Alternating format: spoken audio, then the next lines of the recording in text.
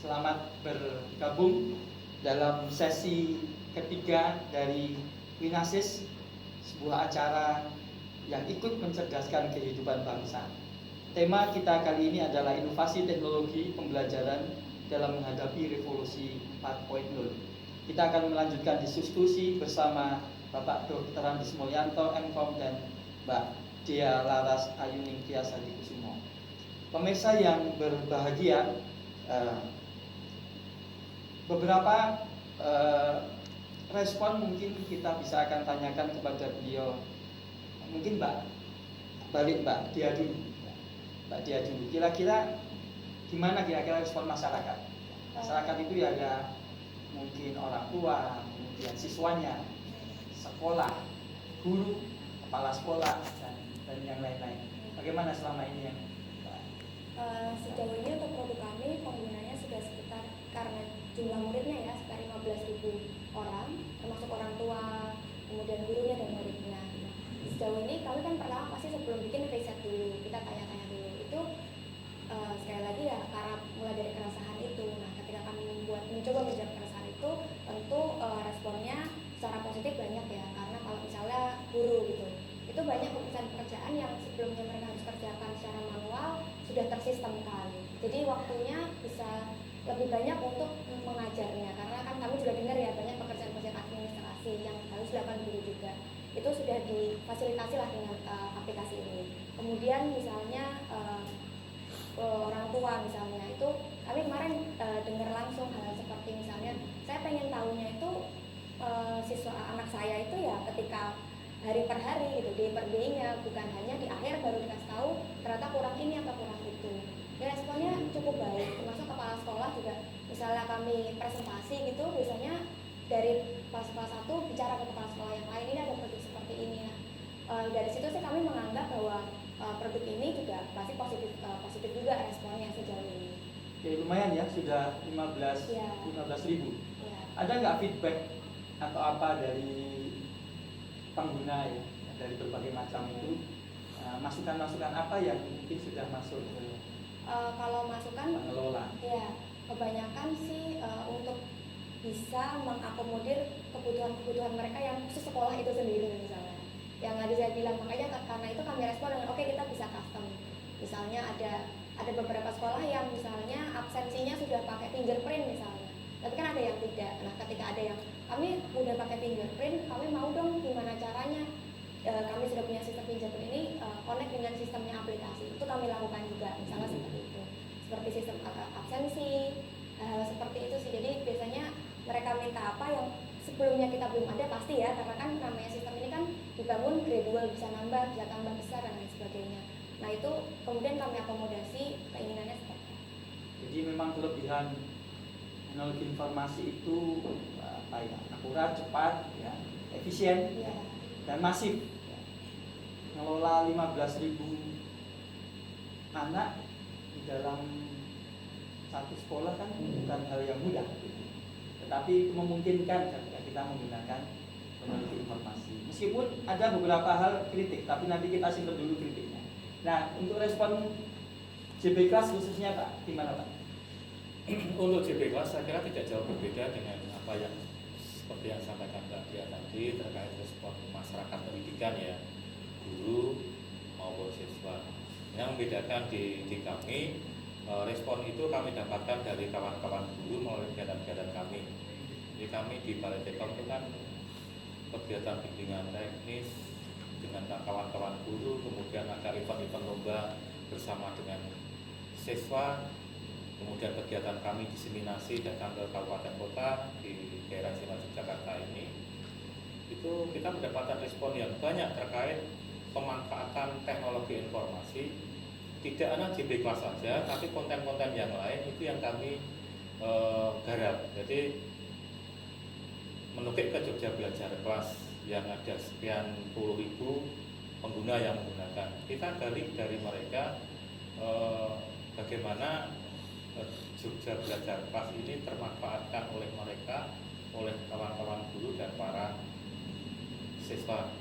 Nah, itu kita gali, kemudian informasi yang mereka masukkan pada kami kita olah, kemudian menjadi bahan kajian kami untuk pengembangan di tahap berikutnya. Ini untuk Jogja Belajar Kelas. Sedangkan untuk konten-konten yang lain, kami juga melakukan seperti itu, melakukan kajian media-media mana yang kami kembangkan di Balai Telkom itu bisa termanfaatkan dengan baik kepada guru dan para siswanya.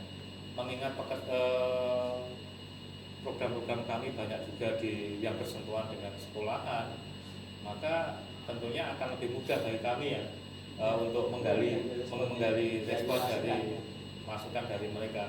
Bahkan untuk sekolah-sekolah maupun kelompok-kelompok belajar masyarakat yang tidak terjangkau, yang mereka tidak bisa datang ke kami di balai, kami punya program yang namanya mobile learning service. Mobil dilengkapi dengan perangkat teknologi informasi, kemudian datang ke lokasi di daerah-daerah pinggiran. Masih banyak ya. Yogyakarta kan ya tetap punya ada daerah pinggiran, tidak hanya di luar Jawa. Di Jogja pun juga ada daerah pinggiran yang itu kita datangi dengan mobil learning service.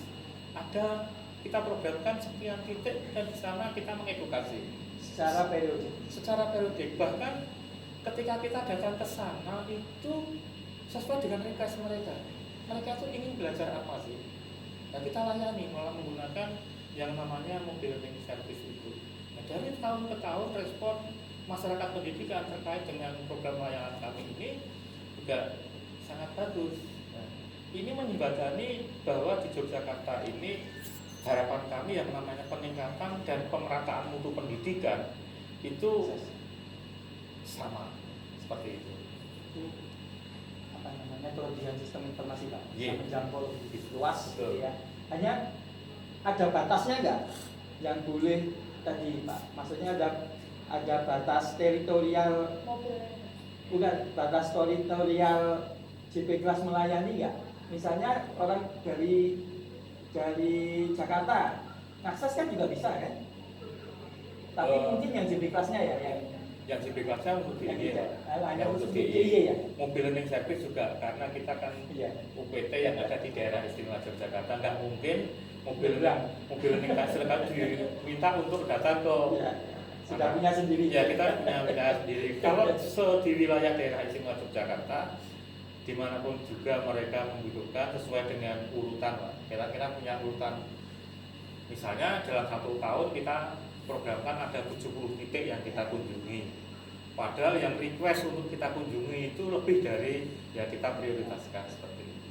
Sebatas daerah sekolah-sekolah itu ada di wilayah daerah istimewa Yogyakarta, kami pastikan kalau itu sangat kita pandang sangat perlu, kita kunjungi dan kita kasih pembelajaran di sana.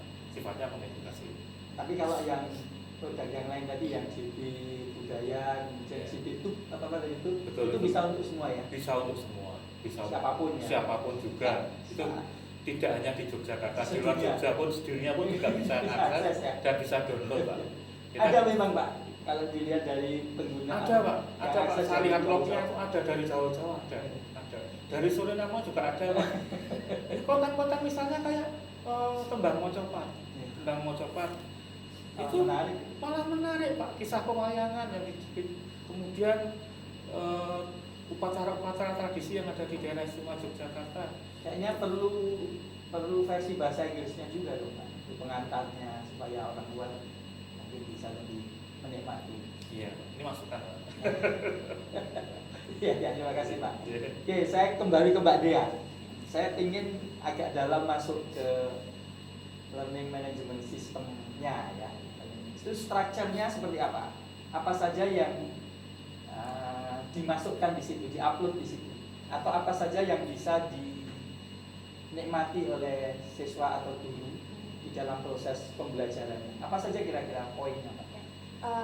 Kalau secara umum kami bagi jadi ada simple aplikasi yang untuk memenuhi kebutuhan guru, kemudian sekolahnya, kemudian orang tuanya, siswanya pasti ya di situ.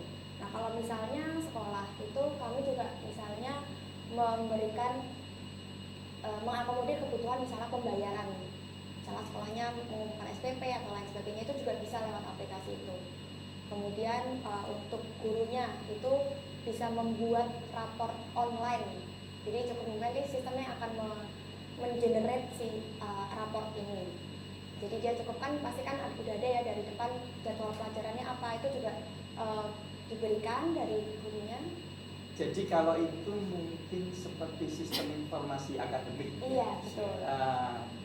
Kalau yang di learning management sistemnya seperti apa? Misalnya materi, Oke. diupload, bisa upload materi dulu, Oke.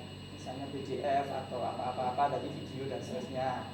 Mungkin juga aktivitasnya mungkin apakah forum, apakah assignment tugas, apakah quiz, Iya. atau apa banyak yang mungkin Iya. apa seperti itu. Ya, selain sistem informasi sekolahnya,